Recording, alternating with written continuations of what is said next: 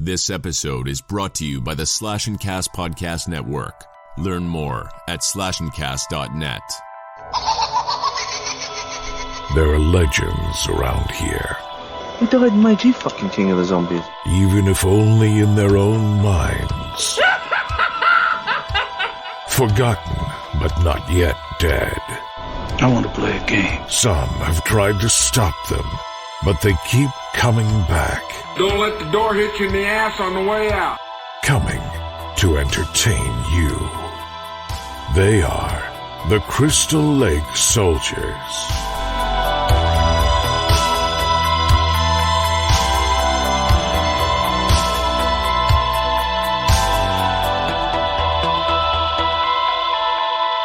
Welcome back to the Crystal Lake Soldiers podcast. My name's Isaiah, joined tonight by Mark and Sean. How are you guys doing this weekend? Pretty good, man. Hanging in there. Yeah, I fucking hear you on that, dude. It's been a long week. I mean, just because I had like 5 days off of work last week, and going back to work after 5 days off, after not having really any time off for like 6 months, is really, really tough.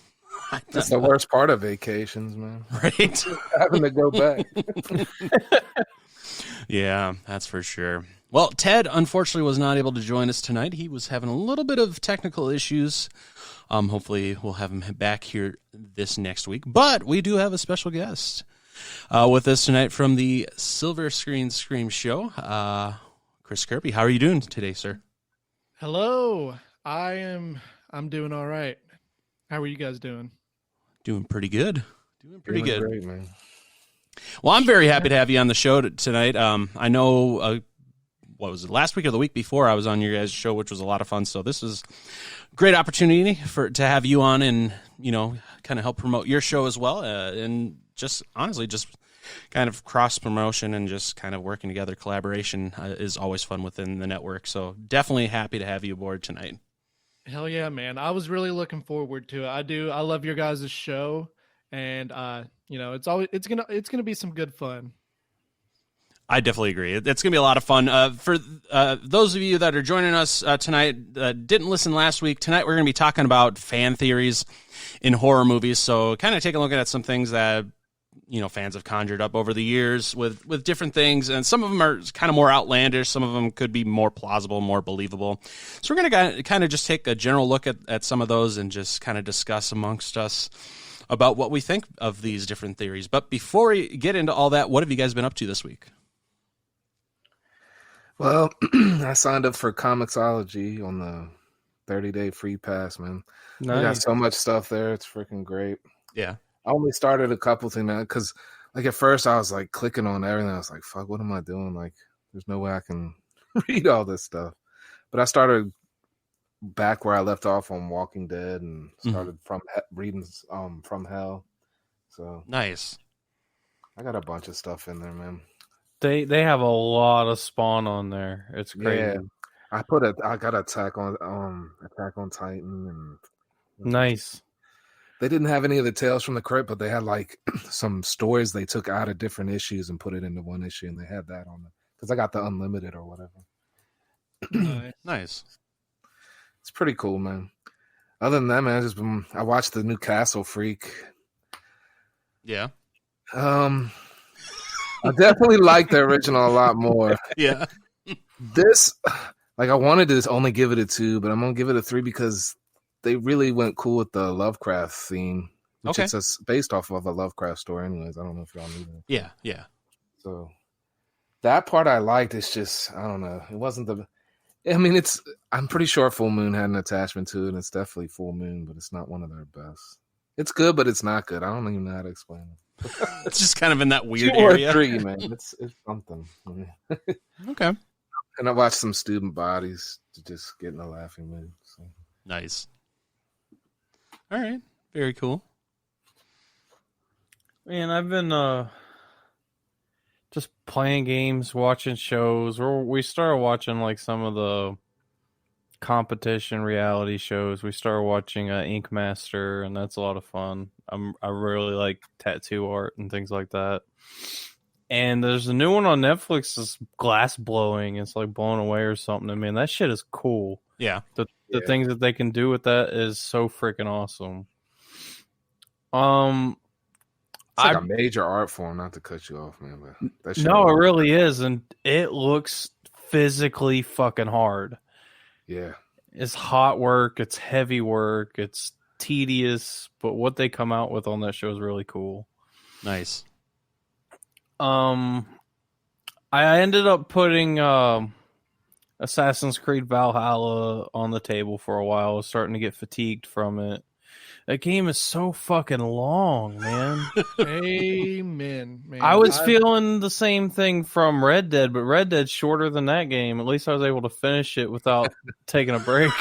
It took me 6 months to beat Red Dead, and after seeing how long Valhalla was, I was like, nope, not even gonna try it. Like, and I'm a huge Assassin's Creed fan, but 80 hours long, I just don't want to commit that much time.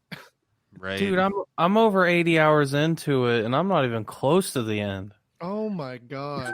It just makes me sick to my stomach thinking about it. I'm like, no. Yeah, I decided to start chipping it away at some of the other games I got on my backlog, because Game Pass has a lot of great games. I started playing Code Vein, and man, this game is really fun. Okay. It's like a Dark Souls clone, but it's all in anime style, and it's about vampire-like people, but they call themselves revenants. It's really hard, but it's after going from Assassin's Creed to this, I really, really, really appreciate a good linear game. Yeah. I really understand why people love the long open world games, and they're fun and they're great, but not every game has to be this big, massive open world thing. Very true. I totally agree. Yeah. After I stopped playing Valhalla, I was like, I'd rather play Call of Duty. And Right. I never say that. Like, I like Call of Duty, but it's not like something I would choose to play. And then I played Resident Evil 0. And I was like, God, I miss games like this where you can beat in like no time. Like I know people do like speed runs of that game, but I mean, 3 to 10 hours for a game is like the perfect ideal for me, because if you can get like a concise story fit in there, I'll replay the shit out of that game, you know? Yeah, and games like that, usually after you get that short story, there's usually extra content, like you can do like a new game plus where you can try to get a different ending or something. So if you want that long experience, you can still get it, but it's not forced on you. Yeah, for sure. But that's pretty much been me all week, man. Just gearing up. We're going to start overtime next week, so just trying to enjoy my time not doing that. I hear crank out them UV lights, man. Save the world. Oh man, that's good. Let's see. I've been playing the new Black Ops. It's been pretty fun. Mm-hmm. And doing a lot of reading. I watched The Gremlins. I told you, Isaiah, and found some plot holes that Spielberg wasn't thinking about, I don't think. Like, I don't know if any of you all saw it, but I made a post on Facebook and I was like, how are these gremlins walking in the snow without multiplying? And I was just like, that does not make sense. I was freaking out about it, but it's a fun movie. It's always a fun watch. Yeah, definitely. Pretty much it, though. Dad life, 24/7, and then working 24/7. Yep. So I'm sure my hair will turn gray in the next 3 years, completely white, and I'm okay with that. I always tell everybody it represents my wisdom. So. There you go. Yeah. Hey, mine didn't start graying until the end of this last year, so I made it almost 37 years without a gray hair. I might have lost a lot of my hair, between my teens and my early 30s, but I didn't. I'm 24, and my wife, she'll sit there and point out and be like, "You got a gray hair," and I'm like, "Oh my god, it's because you're stressing me the hell out. You want me to have a full head of hair that's gray?" Of course, she was like calling me stupid and everything. Get over it, but yeah, I hear that. Oh man, that's great. Yeah, so I haven't been up to much. Kind of like last week, I haven't really been watching a whole lot of anything. Well, that's not 100% true because, like last week, I had mentioned that I had introduced my girlfriend to Scream. But this week, it's been a lot of like rewatching Schitt's Creek. I've been kind of just on a comedy kick lately. So it's been quite a bit of Schitt's Creek. I did start watching WandaVision as well yesterday, which has been interesting. I've been wanting to watch it. I haven't seen it yet though.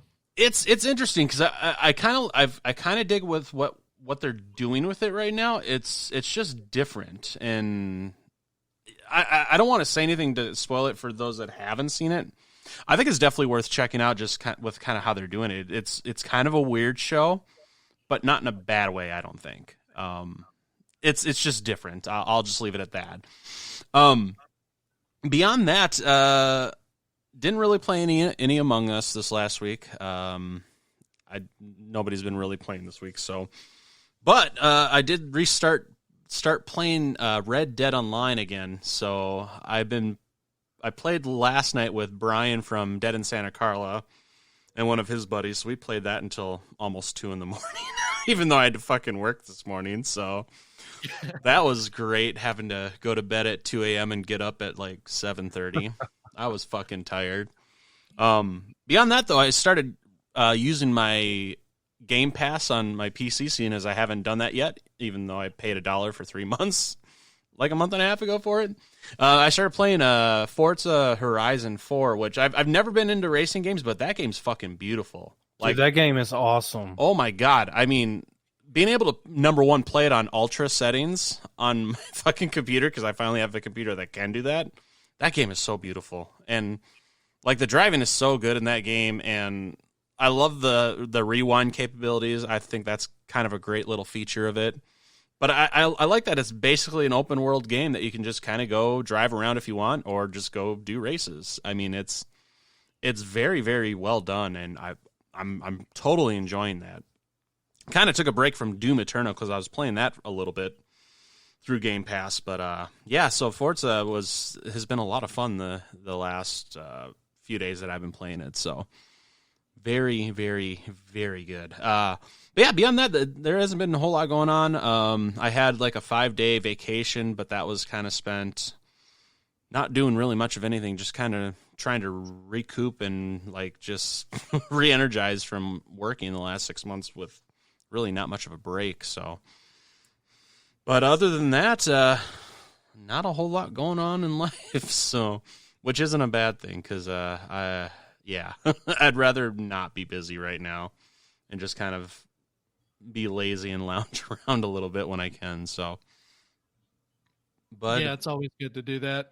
Yeah, definitely. It's the winter time, man. You gotta hibernate some. Yeah, exactly. Yeah, if you ever just get stuck in a rut and get tired of not having anything to do, just be glad that you're not trying to sell a house anymore. Yeah, that's true. I don't want to say I never want to go through that again, but kind of the circumstances I don't ever want to go through again. But yeah, that was a big fucking stress in my life last year. I don't want to go through again at any point soon. So. But someday it would be nice to own again. But we'll cross that bridge whenever that comes up. I did start doing my taxes today, in kind of a more of adult note, because I finally got my tax forms in. And usually, because obviously I was married before, I would always have to wait for my ex's tax stuff to come in. So that usually she didn't get that shit until like mid-February. And so I would always have to wait and then do our taxes together, which I hated. I hate doing taxes as it is, but then having to do it for 2 people just made it suck even more.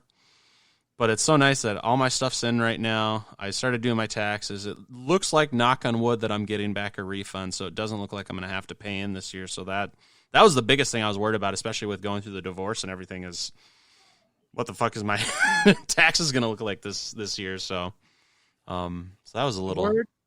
The words tax return just makes me super happy. Like, I cannot wait. Right? I just hope to God it's a good tax return this year. Yeah. Yeah, I've still got a few things I got to tweak on it, but it looks like I'm getting a halfway decent tax return. So at least that's what it looks like right now. I mean, still remains to be seen until everything's said and done, but hell yeah. We'll see.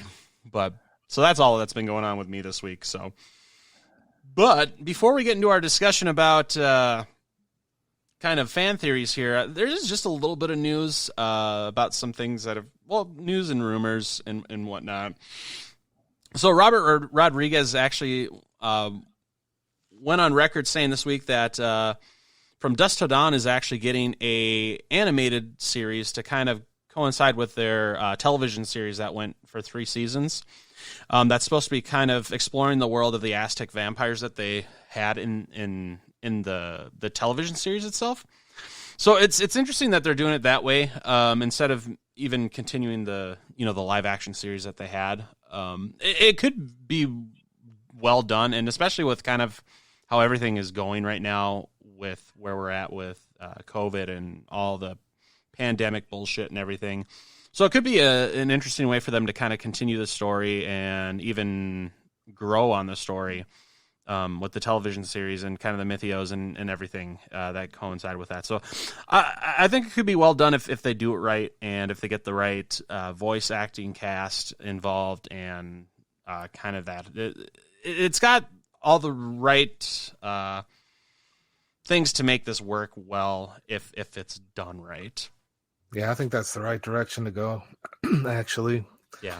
Gives them more opportunity to go anywhere with it, anywhere they want, instead of being constrained by the limits of reality.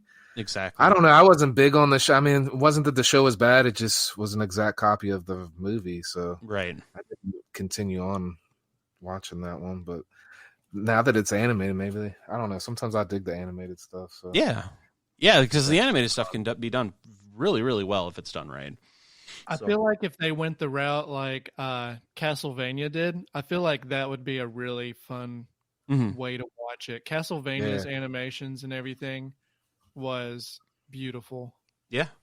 That's exactly what I was thinking. I was thinking it's going to come down to the writing and how they do the art style and the animation. And I was thinking Castlevania, as they nailed vampires in a cartoon setting. Yeah.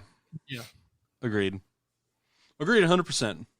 So more information to come on that, because that's just what Robert Rodriguez has said in like the last week. So there's nothing concrete or distribution or anything like that. They haven't even started really working on it. It's just that's where they're going with it as of right now. Kind of moving on from there, I know we've talked a lot about Spiral from the Book of Saw on the show. That is currently still set to come out May 21st, 2021, knock on wood, because a lot of the movies got pushed back yet again, like A Quiet Place and Ghostbusters. Those are all coming out towards the end of the year now, which is unfortunate. But as of right now, Spiral is still set to come out in May of this year. They've started doing some marketing with it. Actually, the marketing campaign stopped obviously in 2020 because it wasn't going to come out last year with everything. Now Empire released new images. They had one specifically of Chris Rock at a crime scene and whatnot. And the director Darren Lynn Bosman, the one thing that we kind of talked about quite a few times is that how it seems like they're going with more of a look and feel of like the movie Seven with this. And he basically came out and said that they wanted to make this movie more feel like Seven than like any of the previous Saw movies were. So they wanted to make it more of a psychological thriller, which I'm totally pumped for. That's basically been confirmed that they're kind of going for more of that police thriller way of it. But it's still going to have obviously all the mythos and everything with the Saw franchise in there. So it's going to be an interesting take on it, and it makes me even more excited for this movie to come out. Yeah, that's what I was hoping it was. That's what it looked like in the trailer, so definitely looking forward to that. Yeah. Now, as long as they don't put it, delay it. So, they all keep pushing Batman because it's obvious things are still going to be not the same at the beginning of the year. So they're like, fuck, man.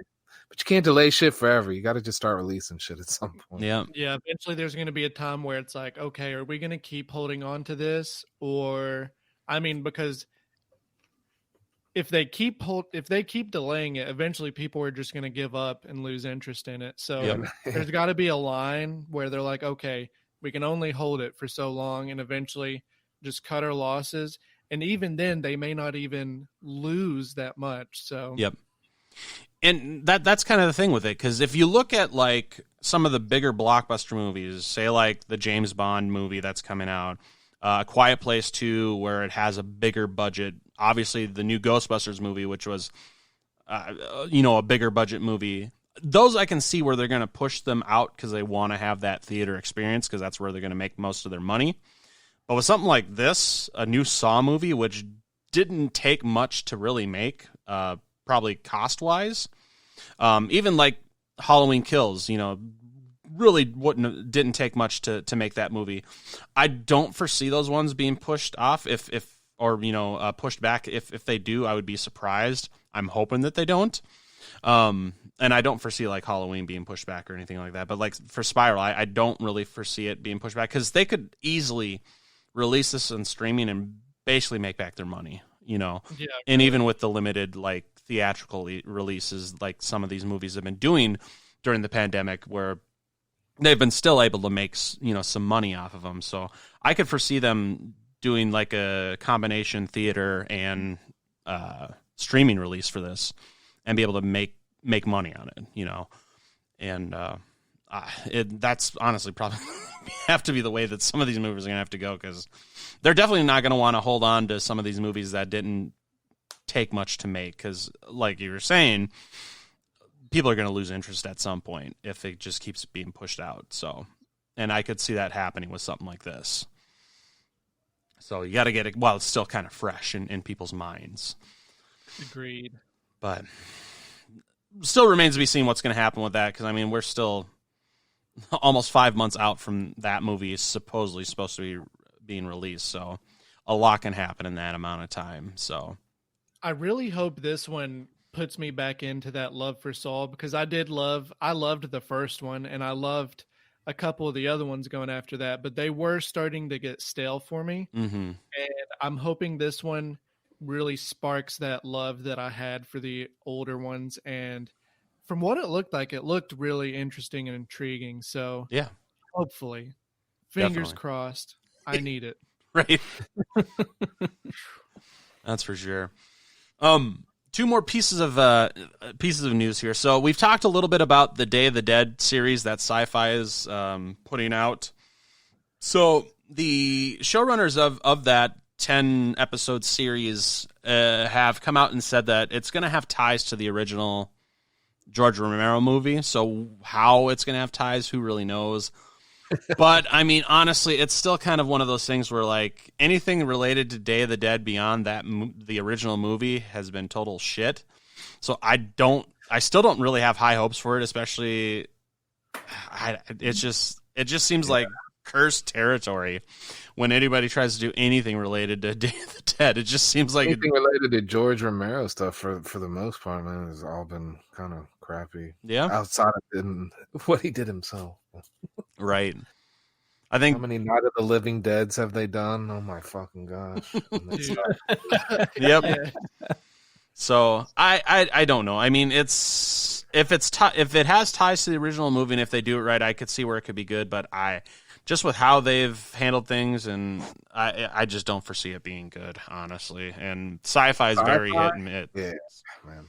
I can't get into that Z Nation. I tried to watch like 1 or 2 episodes. Like, I don't know why people like this. Right. I don't know. It'll be tough, but yeah. So who knows? I don't really know.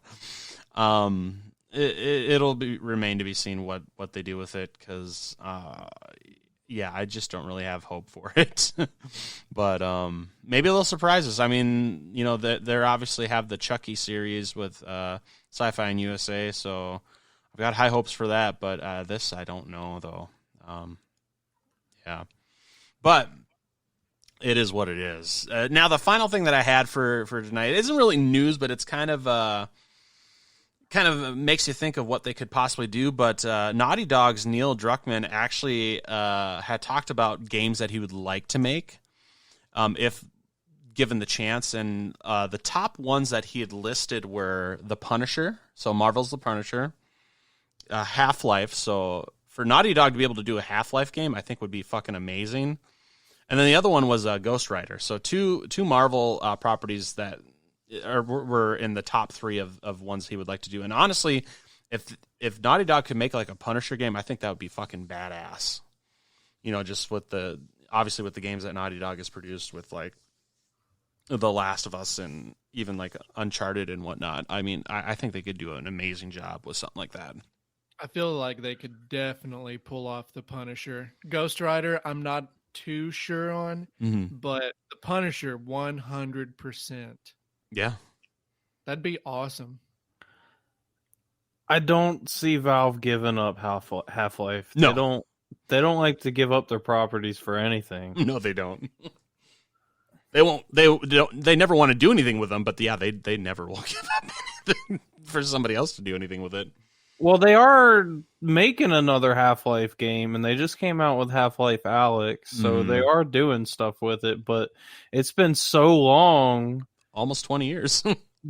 Yeah, they're having to appease to like a whole new generation of gamers. Yeah. Here's the real question, though. Is that new Half-Life going to have the number 3 at the end of it? I don't know, man. Valve don't like to do third installments. I know. That's why we're getting Back 4 Blood and not Left 4 Dead 3. Yeah, they're like, no, we are not doing Left 4 Dead 3. Get that out of here. Pretty much. Oh my god, it's 2.5. Literally 2.5, 2.6, 3.1. Now you're talking about Kingdom Hearts. Yeah. Half-Life 2 remix. Right? God. Oh, so good. So yeah, I mean, it's like I said, it's not really news. It's just what he was talking about. He would love to be able to do if given the chance. So I think Naughty Dog would be able to do a wonderful job with any of those 3 properties if given the chance. But definitely like the Punisher and or Half-Life. If Naughty Dog could get their hands on that, it would be great. But that's just kind of a pipe dream and something to think about. But yeah, I mean, it's fun to think about that kind of stuff. Even, going back to thinking about what even like Gun's next game is, whether it's going to be like a new Halloween game or, Texas Chainsaw, because both those have new movies coming out here over the next few years, and it could be a good tie-in. So I mean, it's always fun to think about that kind of stuff and what could be or what may be. So, but Gunn does another one, I hope. On speculating on different horror properties being games. I'm sorry, what was that? Have you all done an episode on speculating different games? In the horror genre? We've kind of talked about it a little bit. We haven't like devoted a whole episode to it, really. No. God, I'd like to be a part of that one. I'm automatically volunteering as tribute. Okay. We'll keep that in mind. That would actually be a good idea for a future episode. I was gonna say, if Gun Media does anything, man, I just hope they kind of go with a different format instead of the format they've been using.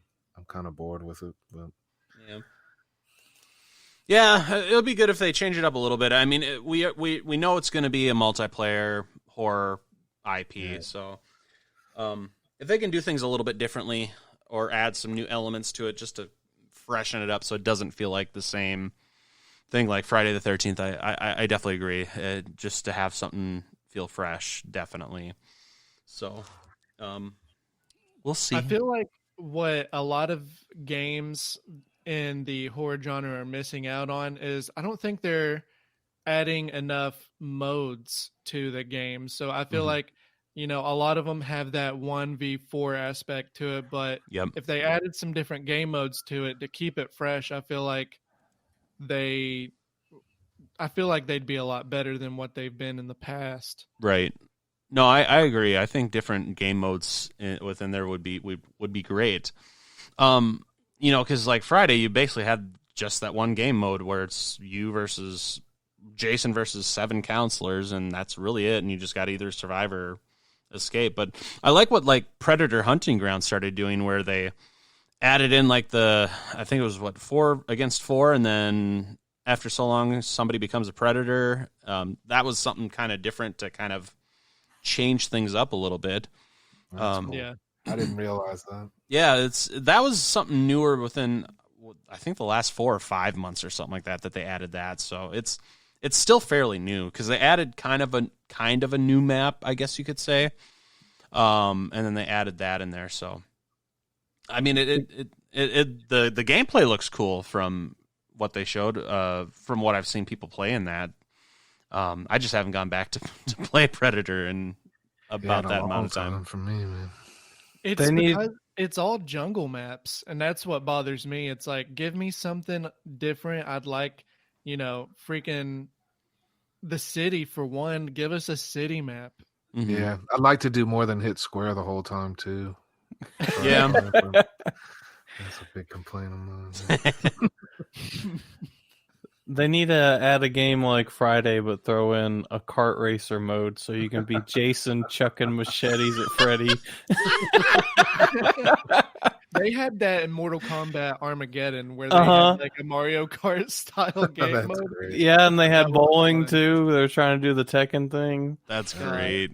I'm so down with that. I demand that. Like, I will petition to have it canceled if it's not in the games. That's so good. Like a media Michael Myers bowling. Yeah. Oh, man. Good stuff. All right, are we ready to talk fan theories? Yep. Yes, sir. All right, this should be interesting. So we're going to talk fan theories tonight. I thought we would kind of break it up into 2 different sections, more believable fan theories, and then like kind of out there weird fan theories that really don't make a whole lot of sense or don't foresee ever actually being the case. So to kind of start off here, why don't we talk about some of the more believable fan theories that are out there? And who would like to start? I'm looking at my list to find a believable one first. Yeah, me too. I don't know. Well, I'll start off with one. Go ahead, yeah. So one that I found that could be kind of believable just with how it was presented is Event Horizon and Hellraiser taking place in the same universe.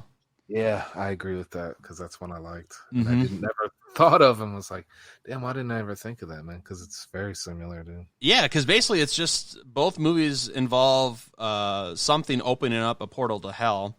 And obviously you got the chains and kind of the hooks, nails kind of thing. And even like at the end when Weir becomes the kind of demon or Cenobite at the end of the Event Horizon movie, it kind of reflects how they like looked in like the comic book series. So there could be a lot of things that could line up to make it believable that it does take place in the same universe. And kind of the theory is that you don't need necessarily the lament configuration to actually reach the Cenobites as long as you have something that can open that door to hell. So that's kind of where that theory comes in. And I could totally believe something like that. They could definitely work that in and make it so both those movies take place in the same universe or have some kind of crossover or something like that. So I could see where that could be more of a believable fan theory out of a lot of the ones that I've seen, because there's so many out there that are like batshit crazy. I already like Event Horizon, but I think that would have made it even better if Pinhead had popped out of the damn portal hole. Yeah. That's insane, dude. I'm like, oh shit, they really did go to hell. Oh man. All right, I got a believable one I found. Is from Cabin in the Woods that the Kurt Helmsworth's character is part of the facility or whatever you want to call it. Yeah. Okay. I saw that one. Yeah, that's one I'd never thought of either, but saw and I was like, oh, that actually makes kind of sense, man. Even though he dies at the end, but they could have been playing him and using him. There was different things that there. First of all, it's his cabin. He brings them out there, and like when they're grabbing the different items in the basement, he's like kind of leading them on, and he doesn't grab one himself. So okay, that is an interesting one. Yeah. What throws me off from that, because I saw that too. If he was part of it, I mean, unless they were using him, I don't see why he would have drove right into a damn wall. Yeah. True. Yeah, It's not perfect at all. It did have a little bit of pull on me, though. I was like, yeah, kind of makes sense. I mean, like the way you said, they could have just been pulling him along and not telling him all the details, and he might not have known it was there. True. Possibly. Because, I mean, who's to say even the ones that are in that building aren't being used in their own way? They kind of played that angle in the Cube movies. I think it was the last one, which wasn't so great, but everyone's kind of being used in their own little way and doesn't always know it. Yeah. I got another believable one here, man. The Mist. This is one I read. I never thought of this one either, but the whole time there's that crazy lady. Well, I thought she was crazy in the shopping mart that starts preaching God and religion, and we got to sacrifice someone to appease these and get rid of them. And everybody, she's nuts, crazy. Let's get away from her. Anyways, by the end of the movie, which I thought was one of the most fucked up endings, when the guy takes the gun and kills everyone and kills his own fucking kid, which is what the lady suggested. As soon as that happens, the fog clears, the army shows up, and everything was kind of came to a conclusion. So, yeah, I think it's just irony, honestly, but right. Yeah, I saw that one too, and I'm like, holy shit, that could totally fucking be, a good one and a totally believable one. It's because that is most fucked up endings in any movie I've ever seen, and yeah, that one works so well with that theory of possibly being true. So I have one this one's probably my favorite one that I've seen so far, but it's the Evil Dead remake, and it explains how the whole thing is all in Mia's head, that there's no demons or deadites in it. It all results from her trying to come clean from the smack. And it is really interesting. The person on Reddit that explains it, they eventually said her brother finally breaks her out of her possession, which is a metaphor for breaking out of her dependency. She still has to fight that last demon, though. And they said that they see the last demon as that last little piece of dependency still left in her. And when she eliminates the demon, she's completely free. So it's really cool. I can totally see that where she is addicted and her trying to come clean. I can see that all being hallucinations and her literally just killing her friends. That just sounds completely bonkers, but it seems like it could actually happen, and it's interesting to kind of piece that together. What's funny about that is that's kind of what I actually took from that movie when I saw it. It's one of the things that, not that I hated that angle, because that's a cool angle. It just frustrated me because I was expecting something different for Evil Dead remake. So I was disappointed that was the angle, but that's honestly kind of what I took from it, is that's how it was a big metaphor for fighting drug addiction. So I thought that was kind of cool, man. I wasn't the only person that kind of got. Yeah, it was interesting because when I was in high school, I was just interesting in seeing all the demons and all the blood and everything. I never really stopped to think about it, but it is an interesting take. Now it's different from normal Evil Dead, like crazy different if you think of it that way, but it is an interesting take. Oh, definitely. So kind of to piggyback off that a little bit, another one for the Evil Dead franchise that I saw is Army of Darkness just takes place in Ash's mind, just from him going crazy. So, because they kind of put it up to, that the amount of trauma that Ash went through in one single night is more than most people ever go through their entire life. So it's not hard to kind of believe that he just simply snapped at some point in there. and it just kind of just spiraled him into madness, and kind of it kind of just started in Evil Dead 2, but then carried over where just full blown Army of Darkness is just all inside of his head, just from him just going completely fucking batshit crazy. I like that because I thought I might actually. I want to rewatch it with that thought in my head, and I think because I'm one of those weird people that doesn't care for that one as much. But What? Like, maybe I'll like it more. Yeah, What if? everybody's like, what's wrong with him? What if Ash died in Evil Dead 1, and his personal hell was to relive it again in Evil Dead 2? And he found a way to break out of it in an Army of Darkness. He's in some kind of purgatory. I like it. I like it. We're making our own. Now we're theories. creating our own fan theories here. I like it. I like it a lot. What if he did die and like right before his brain stops functioning, Evil Dead 2 and Army of Darkness is like the last things. His brain just like the more it dies, like the more crazy and slapsticky it gets. And then he just like after he gets to kiss that girl in S-Mart, he just dies. His brain stops.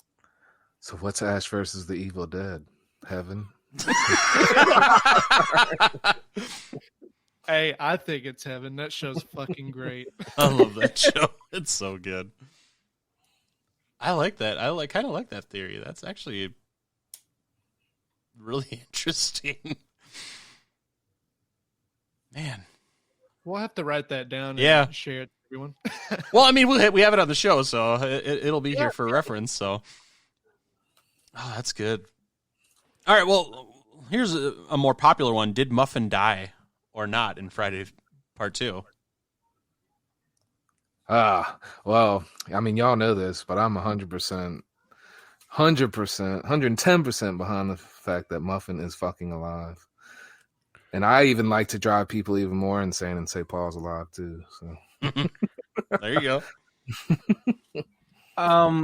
My answer to this theory is it's like a Schrodinger's cat kind of thing. It's both alive and dead because in the construction of these films, they didn't even think ahead enough to make Jason look the same. They sure as hell didn't think about this dog. They're like, they were literally like, no one's going to pay attention to that damn dog. Who cares? Right. All these years later, we're like, is the dog alive? Oh God! Well, the argument from the for fact that it's a dream sequence there, which I just never ever like. I mean, I'm just going by how I watched it until someone presented it to me that way. I never saw that as a dream. Mm-hmm. It was people just assumed it was because the first film. One, Yeah.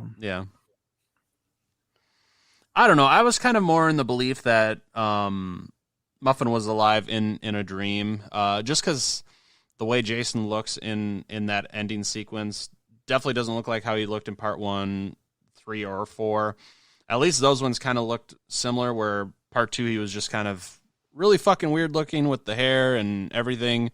So I don't know. At least for the longest time, I always believed that was more of a dream, just kind of her imagination kind of making him look that way, that kind of thing. So I don't know. I mean, Muffin could be alive or dead. I would personally probably say probably dead and then showed up in the dream. But that's just kind of how I've always kind of just thought of it. So, especially with that ending. That's when I go to the writer of the movie where he said that was not intended to be a dream sequence. So there. No.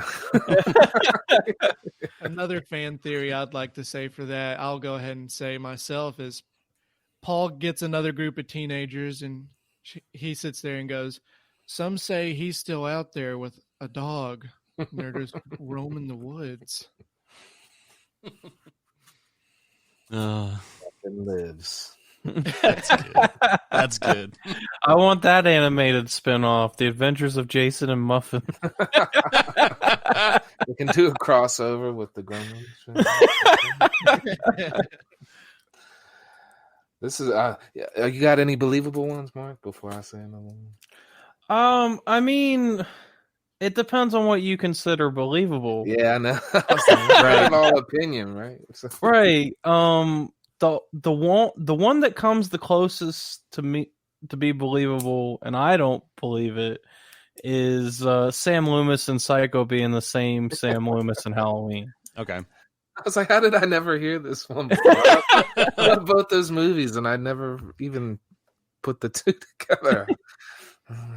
I think it's a tribute, but That's exactly what I thought. John Carpenter was just paying a tribute. And the daughter's in the movie he's making. So. Yeah. All I can say to that is like Sam Loomis aged terribly in the next few years. Like, what the hell happened? Yeah, he's on Mr. GQ. Like, him going to grad school and everything must have put a toll on him to get Right? Oh man. That's so good. Yeah, I had that one, but I had that under the less believable fan theories. Yeah. That's the closest I got to being believable. This is my last believable one is The Descent, that there were no creatures and Sarah committed those murders herself, and that's Okay. what the title of the movie is her descent into madness. I could see that, yeah. That's a good one. Yeah, it's been a while since I've seen that one, but I could totally see that. Yeah, I'd have to watch the end to see if there's a hole in that, but I was like, I think that shit works, man. There's even a part like where when she first sees them and the other girl goes, oh man, you're just seeing things, there's nothing down here. So Yeah. I like that. I like that theory.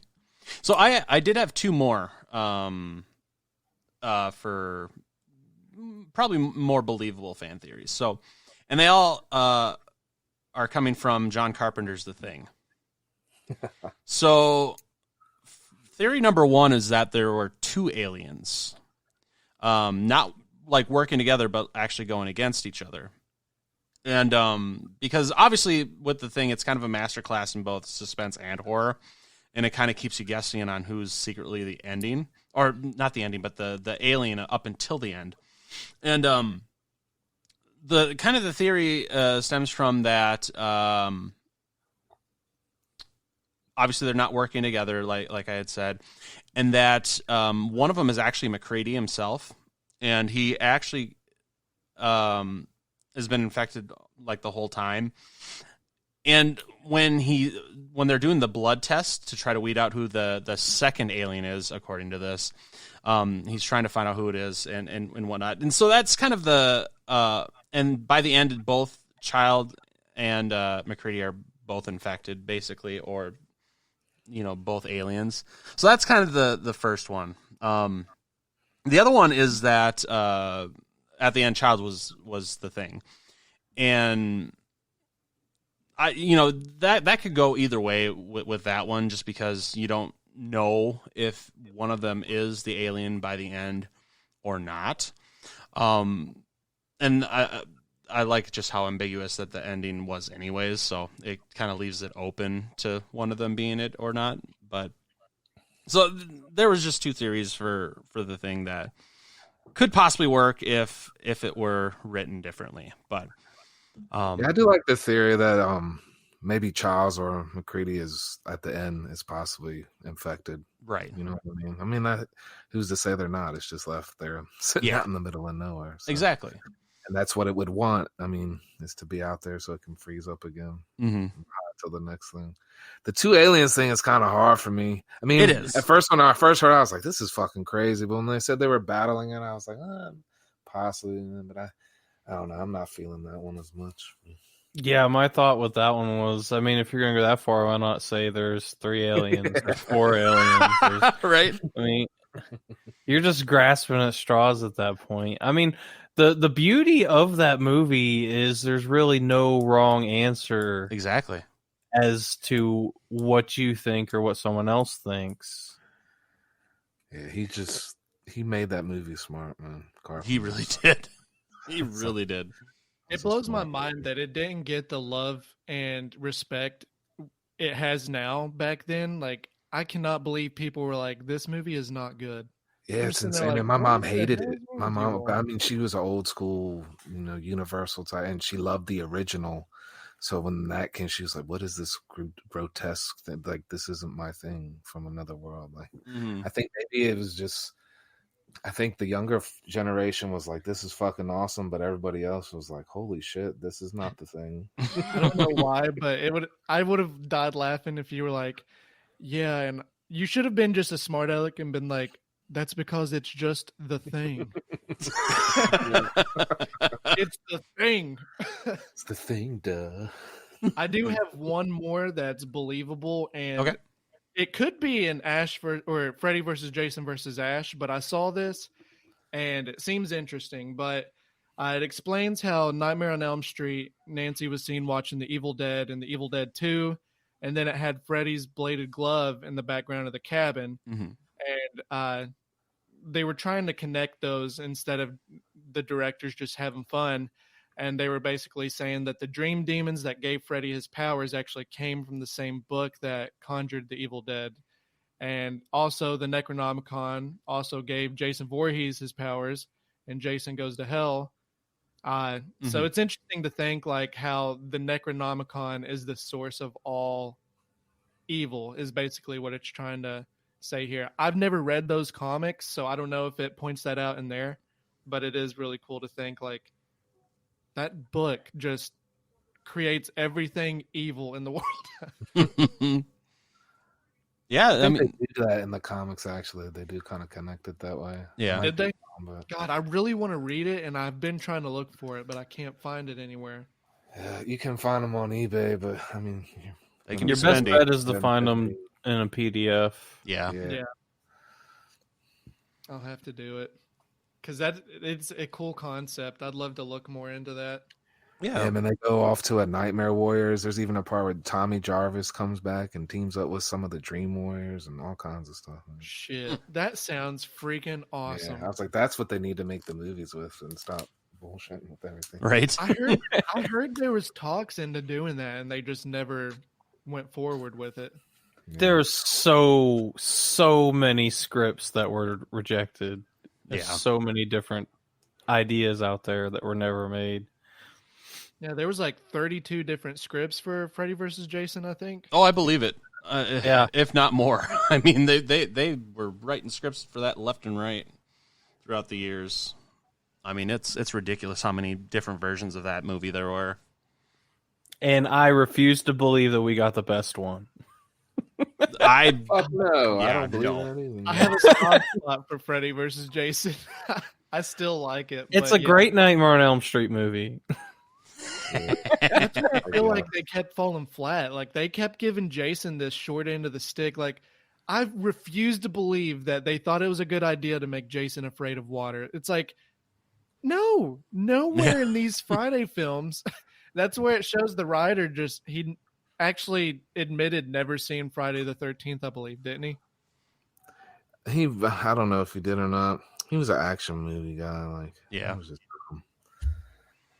I hated that too, and that was actually on my list of theories of that are shit because a lot of people who are younger believe that he's afraid of water because that's the first introduction to the character. Yeah, it's like how many have you all not seen him swim in water? Like. How? Jason Lives. I mean, yeah, really. Part 7, Part 8. So sad. So sad. Well, kind of going off, if we're kind of done with the believable theories, to kind of move on to kind of more out there fan theories, kind of go off of the whole like Necronomicon and like Freddy, Jason, and Michael Myers universes all being. Or not Michael Myers, but Ash, Evil Dead, kind of all being in the same universe. There's also the fan theory that all horror movies are connected, and they kind of point to the Bride of Chucky opening scene with the evidence locker that has everything from Michael's mask to Freddy's glove, Jason's mask, Leatherface's chainsaw, and all that. So that's what they kind of use to kind of say that all horror movies are connected in the same universe. Because that wasn't a joke in the movie, because it wasn't a comedy. I mean, Bride of Chucky is fact.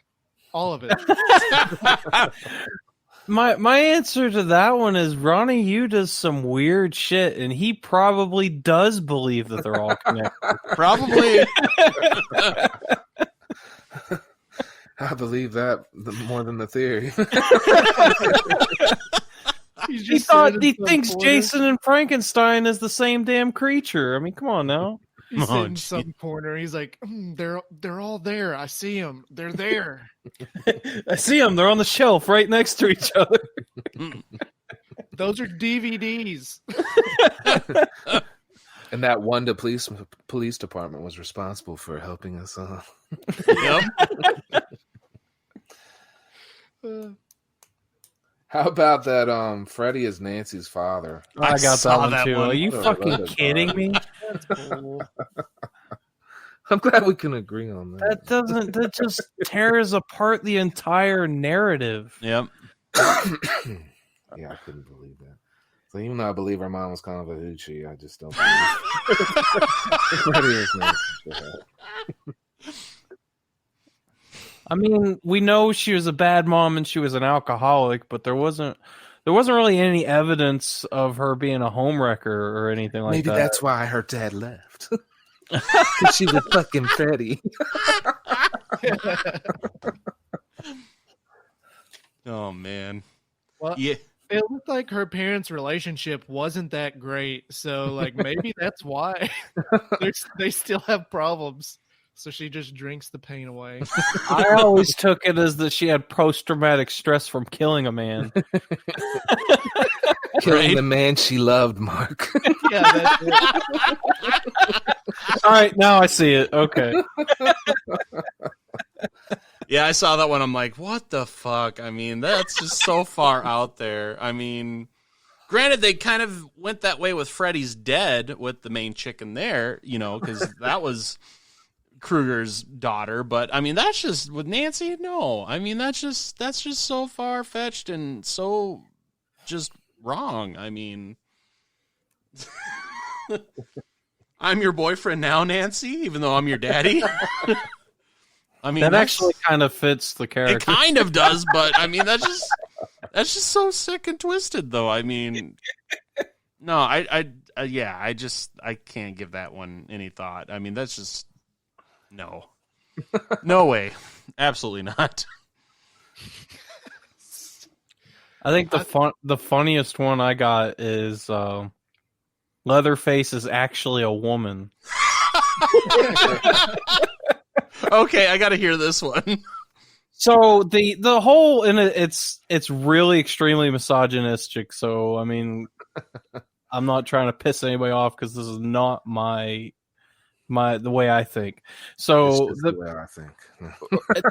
it was set in the 70s, and he's doing all the cooking and all the cleaning, and he likes to wear women's faces and wear makeup and all this. So that means he's a woman because he does all the womanly activities. You forgot his high pitched screaming on that. Exactly, that too. They listed that too. I saw this. Yeah.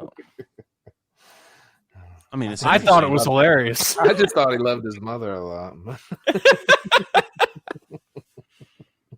I just don't know. I've watched that movie so many times, and I'm just sitting there curious, and it's like, you'll never actually know why, but he's into what he's into. I can't blame him. Yeah, he's fucked in the head, I think is the point. The whole family is. Hey, Yeah. I'll put on some makeup. Sometimes it's fun. I mean, I won't wear a woman's face. I don't go that far, but maybe one day. Good. Don't knock it till you try it. Exactly. It makes the removal of the makeup easier. Yeah. Yeah, just take off the whole face and save it for later. He's like, I don't have enough money for makeup wipes. Like, it's a time saver. Face. I saw another Leatherface one, man, was that none of that was his family. They were just police that discovered his murders and decided to follow him and help him. Huh. What the absolute hell? Interesting. Yeah, I thought that was a little crazy, man. A little bit. They're just cops, but secretly deep down, they're like, I'm just waiting on that one crazy ass bastard to do something that I can just follow him. Just one day, one of them did show up for work without any lunch, and they said, "You know what? I think I'm gonna eat Steve." That was Officer Hoyt. Like, I'm gonna eat that guy's leg. There you go. One of the ones I saw that was completely absurd was the fact that they were saying Michael Myers could have been anyone throughout the whole movie. They were basically saying that his best kept secret and his biggest joke was that he could actually talk the whole time. And he could have been in Halloween 4 when a group of Myers impersonators shouted about which one was the real him. And he could have been yelling these confusing lines himself just to throw people off. I saw that. Oh man! And then they said they went as far as going. They said he could also be the man in this film who pointed out Ted Hollister in the bushes and caused a different group to shoot their friend. Just imagine, there he is. He's a criminal mastermind. Genius. So I got another one. He knew how to drive, you know. Yeah, it's very true. So, kind of the last one I had, and this is the last one I had for kind of out there ones, is Kevin McAllister grows up to become Jigsaw. No. No. And I can totally see in Macaulay Culkin being so. Jigsaw. So not only because of like the traps and kind of the booby traps and everything, but then somebody also like pointed out like, you know, they both have blonde hair, blue eyes, kind of the same like jawline and like all this stuff where it could totally be believable that Kevin McAllister ends up being Jigsaw. So that's kind of one of the most out there ones that I've seen. It fits that video he put out a few years ago around Christmas time where he kills that cab driver, telling him the story about growing up. Like very true. Oh man, That kid was demented. Okay, like some of those traps were freaking crazy. yes. Part 2 is worse, man. Like we watched part 2 this year instead of part 1. And I was like, damn, this stuff would kill fucking people, dude. Like you couldn't survive this He was shit. electrocuting people and shit. Throwing bricks from the top of a building. Yeah, it's like how many bricks can you take before it's enough? Oh, so good. Any other ones here's that you guys the have? most absurd one I think I saw, man. Okay. Sorry if I just cut anyone off, but you know how I am, guys. Tommy resurrects Roy in part 6, and that's Roy running around. Oh my god. I've never heard that before. Because in part 5, the sheriff says, we cremated him. So how could Tommy resurrect a box of ashes? It's really, he resurrected Roy. And to explain the name on the grave, it's just because Roy was so connected to Jason. Threw Jason's name on his grave. They're just like, we'll give him the title. That's enough. He tried. How was he connected to Jason? Exactly. I don't, because he used him as an excuse to kill, I guess. I guess. Maybe- Connected. Maybe the bald cap, like they buried him with the bald cap and it just kind of fused to his skin. So that's why he kind of looks bald in part 6. Possibly believable. The whole thing. It's canon. So that's Zombie Roy. Zombie Roy. I love it. It's so absurd. I saw one for Scream that said there are actually 3 killers in Scream, and the third killer is Deputy Dewey. Yes. Okay. I saved that one. I was hoping you'd say it. And I love Scream. Because when Sydney's on the phone with the killer in Dewey's house, Dewey doesn't barge into the room until after the phone hangs up. So they're saying that Dewey was on the other line, and he had a unhealthy obsession with Sydney, which it's just nuts. Yeah. He's like the most bumbling idiot and cop ever. He could I think Jamie Kennedy's obsession with Sydney was more disturbing than Yes. Yeah, that's very true. It couldn't be Dewey, though, because it was actually Ossifer Doofy. That's why I was like, wasn't he busy with the vacuum? That's why he was in there late. Yeah, he was using the vacuum. Yes. Yeah, exactly. Oh God. Last week, or Yeah, I think it was last week's episode. Jesse said Ossifer Doofy, and I died laughing. It's been so long since I've seen Scary Movie. I need to watch that again at some point here soon. As like crazy as that movie is, it's good. It cracks me up. I can't help it. Like Yeah. I know it's terrible, but It's so funny. It's so funny. It's great. Yeah, it's hilarious. That'd blow my mind if Dewey ended up being the killer in the new Scream movie. I hear people saying that, and I'm just like, don't do that. He is the most kind-hearted person. But then again, it'd be a huge stab in the back for that to happen. I think he's going to die. I know. That will be one of the few deaths in horror where I probably will cry. I genuinely care so much about Dewey because he's so much like me. I relate to him being on like such a nerd level. Like it just blows my mind. So it's gonna hurt. Yeah. This one isn't quite as crazy, man, but the Blair Witch argument involves time travel. I saw that too. I mean, that kind of was basically confirmed with the latest movie, you know?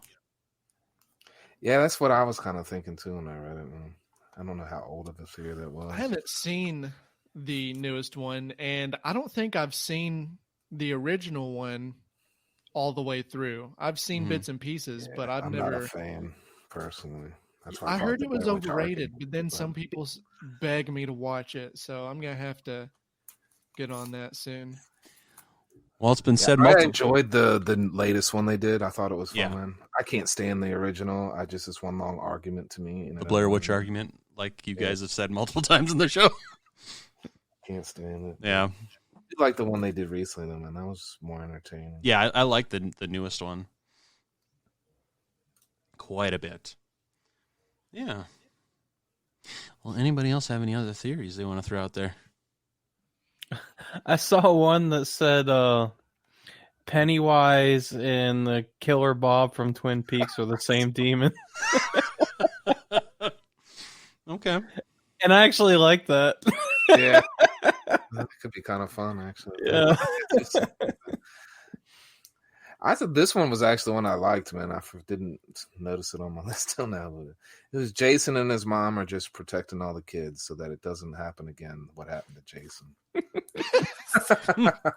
Well, you know, if you watch Friday the 13th movies in reverse, it's about a magical man healing people with his machete. Oh my god! Did you just come up with that? That's fucking gold. No, that was a meme. That is awesome. They use that one for Jaws too. How he's giving limbs back to people that didn't have limbs. God. Oh, I love it. It's so good.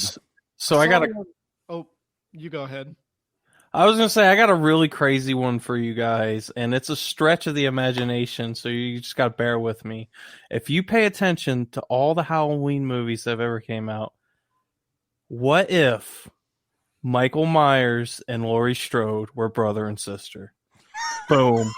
What? Mic No drop. way, dude. Please. And okay, hold on. What if Michael had a niece and a nephew? Mind blown. On Jamie. Whoa. More importantly, what if Michael was controlled by the stars and a curse of thorn?